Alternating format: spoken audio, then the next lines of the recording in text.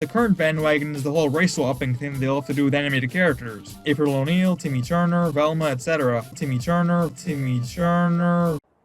This'll definitely put the sting of defeat in his soul.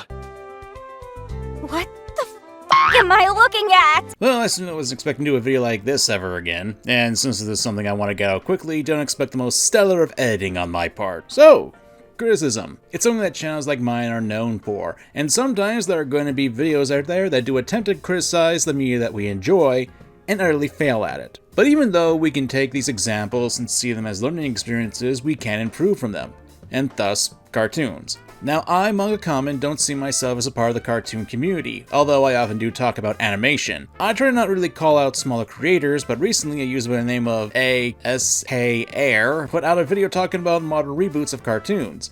And needless to say, with one look at that thumbnail... Is this an out-of-season April Fool's joke? Yeah, this video in the span of a day or two at the time of me writing this has already become rather infamous. Now, normally for this kind of video I would go through the entire thing, but since I'm not a commentator in that vein anymore, let's focus on a few aspects of the video that really caught my attention, drill down some of the biggest issues I had with it, and see what we can salvage from this mess of a video to learn from.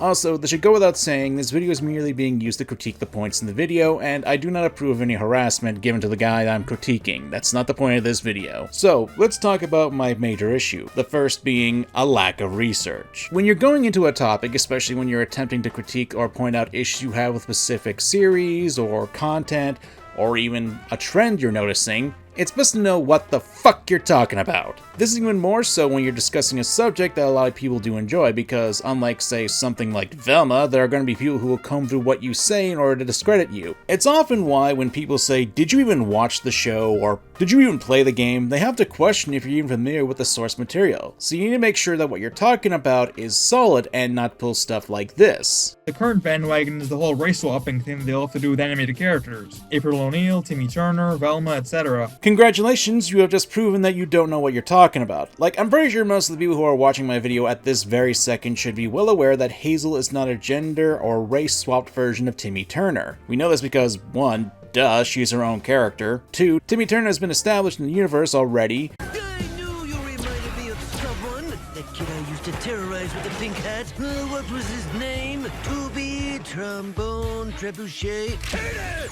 So he still exists in the world, and 3, she is nothing like Timmy Turner. She has her own character, she has her own life, she has her own thing going on. Making baseless claims like this will not add any credibility, but instead will make it so people will question if you even watch the show you're complaining about. And when you're complaining about the characters and story, the least you can do is watch the show or read about it before you make a video. There's another example of this, and it has to do with the creator of SpongeBob SquarePants, Steven Hillenburg, and his thoughts on the spin-offs before his passing. Starting off with the fact that the original creators don't want this kind of stuff, almost ever. We've all heard of how Steven Hillenburg never really wanted a reboot of SpongeBob, but ever since his late passing, Nick has capitalized on 2 already, with both thankfully pulling in little to no rating. Aside from the fact that doing this sort of thing is distasteful to assume the opinion of a dead man when you don't know him personally, it shows there wasn't even an attempt to see if the rumor was true, since the only real evidence was a quote from Steven Hillenburg when he said, "I don't see any spin-offs," not that he didn't want any. This is even provided when Vincent Waller stated that Hillenburg was aware of the spin-offs and probably would have enjoyed some of them. Even if you don't fully trust Waller's statements on the matter, propagating a rumor that was built on some of the flimsiest evidence out there is not a good research on the matter, and you can't really base it on that. It more or less comes off as trying to stroke people's ire just for the sake of it. Then we get to, what the fuck are you even talking about? Let's give it bright, saturated animation to the point where kids get a corneal ulcer. Why not? Kids like colors, right? I feel like everything I'm saying only relates to reboots post-2010, because prior to that, most reiterations weren't like this. Most were better than the originals, and actually kept gritty tones with cool brooding art styles. Do you really believe your own hype that much? I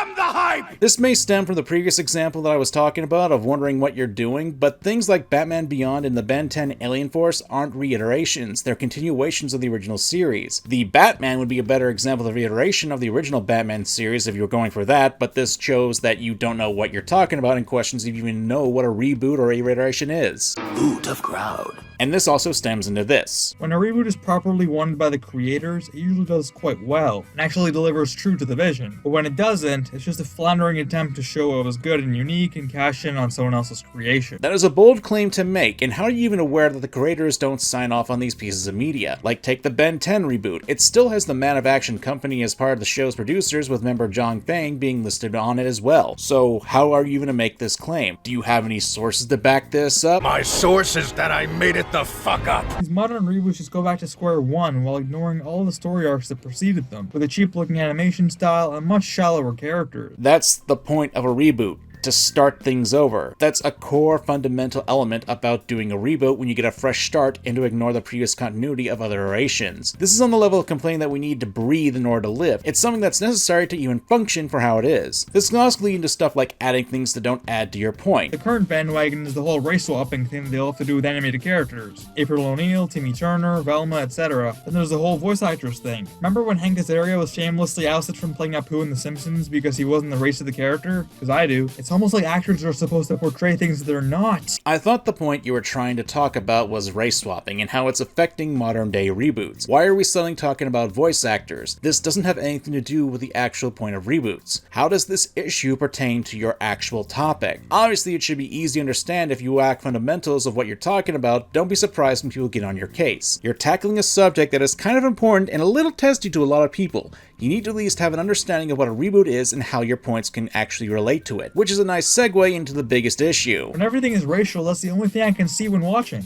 I never saw Blade as a black character, or Cyborg or Gerald as Static Shock. A lot of my favorite characters are people of various ethnicities and racial tone. What the fuck do you do? Alright, let's state the obvious. There's something wrong with me. Okay.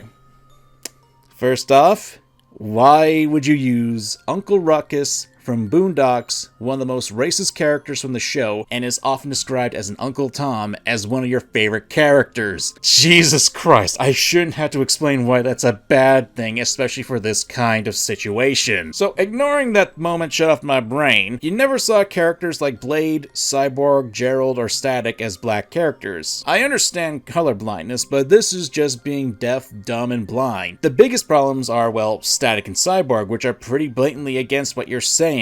I'll miss you too, Anansi. I never knew how important it would be to meet a role model like you. Role model? Yeah, a black superhero. It validates me somehow. Heroes come in every color, my friend. I know. It's just that sometimes I wish there was a black superhero back home for folks to look up to. Oh, but there is. And he is my hero too. This isn't even getting into the episode where Virgil learned that Richie's father was a racist, and the episode revolved around that prejudice, or the obvious allusions to race in that one Teen Titans episode with Cyborg and Starfire. You know what it feels like to be judged simply because of how you look? Of course I do. I'm part robot. You really gotta be drinking some special kind of Kool-Aid to not think that wasn't the very least an allusion to racial prejudice, especially since that scene has Starfire establish that her people are viewed as a lesser and to some other races. This comes off as ignorant about what you're actually talking about and just using these characters as talking points without actually knowing about them. It rings hollow, and this just gets worse. To the point that even ASK realized, oh shit, I shouldn't have this in my video because when I got my hands on this video, this part was removed. And what part would that be? Well, it's none of the Family Guy opening with most of the characters in blackface and turning Cleveland Brown into a white guy.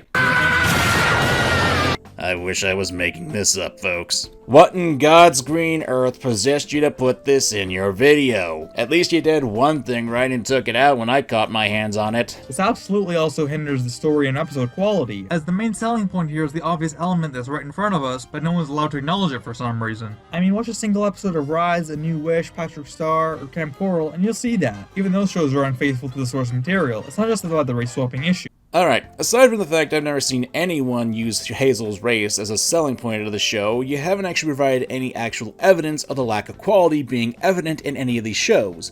You only go watch it and you'll see what I mean. If you're going to make a claim, you need to provide examples of what you're talking about. You can't just expect people to take your word on it, especially when most of your video is filled with such faulty arguments. Because from what I've seen from Rise to the Teenage Mutant Ninja Turtles and Fairly Oddparents, A New Wish, that doesn't track, Chief. I've seen nothing but good things from them, even if I'm not a huge fan of the Fairly Oddparents' new art style. I don't know, am I crazy? Yes, Yes, you are. I feel like I'm living in the Emperor's New Clothes. People just disagree with this because it's the right thing to say or whatever, but most people would probably agree with these common sense points deep down. Bullshit!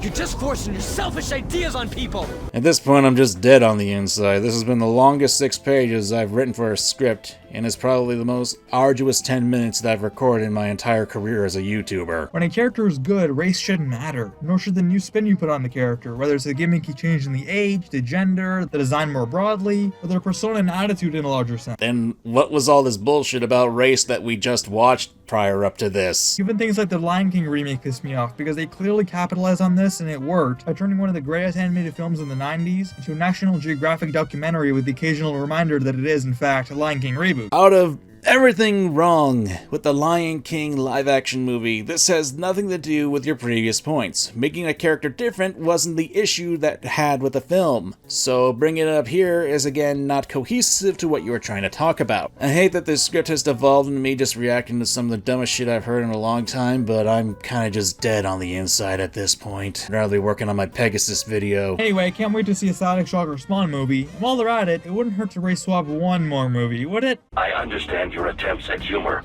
I simply do not find them entertaining. Alright, I think that's enough of the stupidity. Let's bring this home.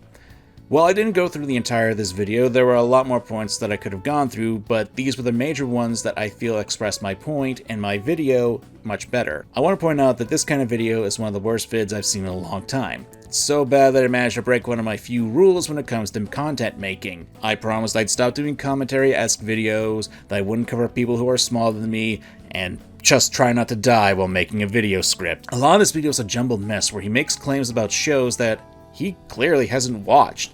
There's material that goes against this, like claiming that Hazel's a race-swapped version of Timmy Turner, or how race wasn't a key part to characters like Cyborg and Static, to small things like referring Static as Static Shock when his hero name is just Static. When a quick look at the Wikipedia can say from this stuff, you know you kinda messed up. This also brings up stuff like the voice acting situation, or even that disgusting Family Guy edit. These things add nothing to the point you are trying to make, not even from an entertainment wise. This video comes off as ignorant and somewhat hateful. I don't like to think the worst of people, but I really can't blame others for thinking that you were acting in such a terrible way. And there are so many people telling you that, hey, this ain't it, Chief, and you acted bullhead about it on Twitter. It's a good way of killing any and all sort of credibility you have and killing any sort of chance you have in those communities. Now, I understand standing by your opinions and thoughts, but this sort of thing isn't the way to go about it, especially when you're clearly in the wrong and you know you're in the wrong, because if you didn't think you were, you wouldn't have removed that worst part of your video. Well, this left a terrible taste in my mouth and I don't know how to end this. I guess go watch Commentator Gav. It comes out this weekend. It certainly looks like a tasty palate cleanser to me.